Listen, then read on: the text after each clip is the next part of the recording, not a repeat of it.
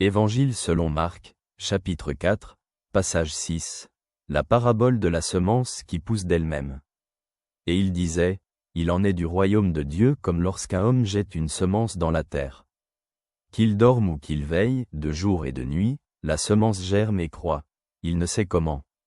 La terre produit spontanément son fruit, d'abord l'herbe, ensuite l'épi, puis le grain plein dans l'épi. Et quand le fruit est mûr, aussitôt il y met la faucille, car c'est le temps de la moisson. Regardons cela d'un point de vue de la foi. Jésus utilise l'image de la semence qui pousse pour transmettre le mystère du royaume de Dieu.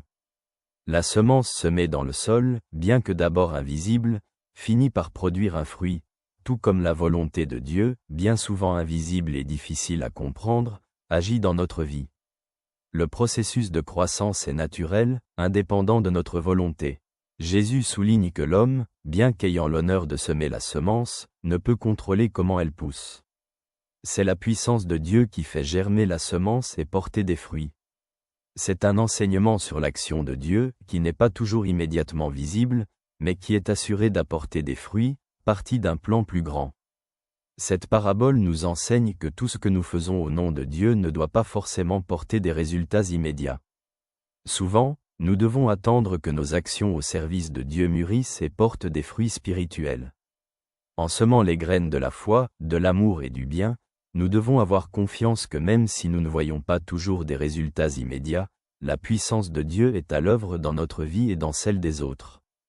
La semence pousse d'une manière qui n'est pas toujours compréhensible pour nous, mais Dieu a un plan qui mènera inévitablement à la récolte au moment approprié. Jésus nous rappelle que notre rôle est de semer, dans notre foi quotidienne, notre amour et nos actions. Nous n'avons pas besoin de comprendre comment exactement la volonté de Dieu agit, mais nous devons avoir confiance que notre travail en son service aura des effets en temps voulu par Dieu. Lorsque le moment de la moisson viendra, les fruits spirituels de nos efforts deviendront visibles, transformant notre vie et celle des autres.